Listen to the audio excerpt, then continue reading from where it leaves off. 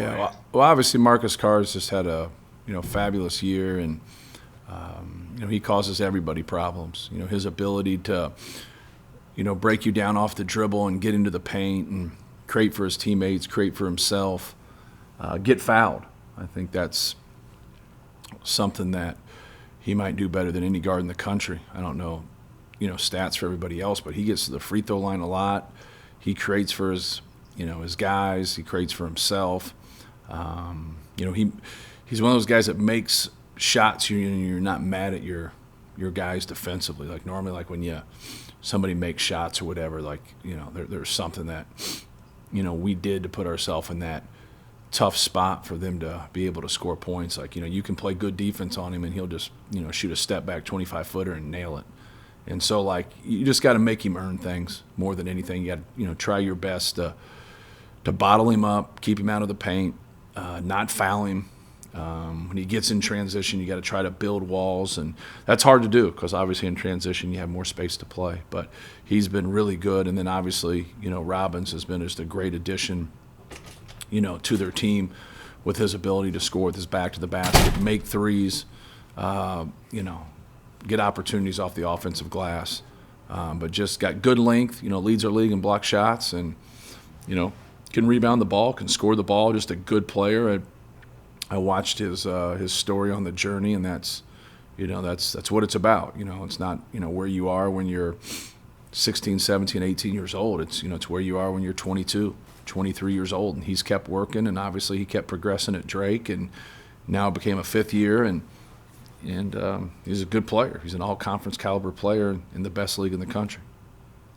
So were there any things this past week that you really wanted to fine-tune, you really wanted to emphasize from kind of a back to the basics, so to speak, perspective, anything like that? Yeah, don't turn the ball over. Don't throw the ball to the other team. We have possessions in the game, the previous game, like it's, you have to be able to give yourself a chance each time down and get a quality shot, and we didn't get it. We had 14 turnovers, but we had 6 to 10 shots that we absolutely shouldn't have taken.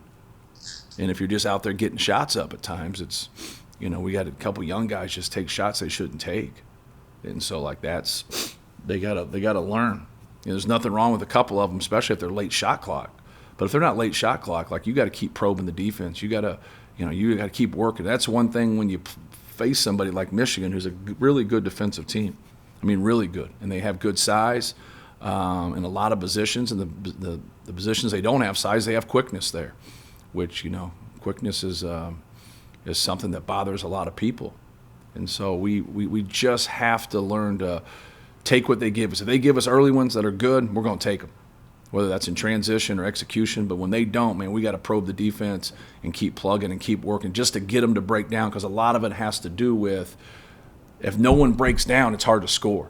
So if you don't probe the defense and you don't execute and you don't screen and you don't cut hard, you're not going to break down a good defensive team. Ball movement will break people down, execution, screening, cutting, it breaks people down. And so once that happens, now we got to capitalize. We just have to have a little bit more offensive maturity, with us. But we also, it's not something like sometimes young guys take that, well, you don't want me to shoot, you don't want me to go with it. It's not it at all. You got to be patiently aggressive. You got to be on the hunt, ready to roll, and something presents itself, you got to be aggressive. But when it doesn't, now you got to move the ball and move your body and run good offense to get the defense to break down. You've talked a lot this year about defending dribble penetration. This game coming up seems to be big in that area. Yeah.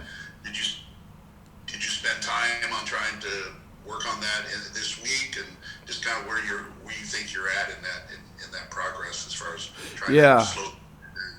It's a combination of both, of trying to bottle him up when he's by himself, bottle him up when he's got a ball screen involved, awareness when he's in the open court, awareness when he has space, and also have a great deal of respect for the other people on his team. I think sometimes when you're as talented and as productive as Marcus Carr, you can end up forgetting about other people. And that's something that, we've talked a lot about, of just, we have some guys on our team that I feel really can shoot, that are not shooting a good percentage, that can really shoot, but they just haven't gotten going yet. Well, I feel the same thing about Minnesota. I think they have some guys that can really shoot the basketball, but they haven't gotten going yet. So, like, you don't prepare and look at stats and say, okay, this is just the way it is. No, you prepare for their best day. And so that's how we'll prepare for Minnesota. We'll prepare for their best day. Will we give him a lot of attention? Yeah, everybody gives him a lot of attention. I mean, who's, as productive as he is, and you don't get a lot of attention moving to next games after you're scoring in the 20s and the 30s. So, I think that's going to be important for us to not foul him. I think it's going to be important for us just to have overall awareness of what's going on out there, especially when he has the ball. All right, thank you. And secondly, with Minnesota, they've obviously had some great wins, but then some losses that been kind of shake your head at. When you look at film of them, I mean, what is there a certain trend to the days that they've played poorly that you can take advantage of, or Yeah. are they just that different? Yeah, that's actually a really good question. Not really. It's been, obviously they've shot much better at home than they have on the road. But like I said earlier, prepare for them at their best.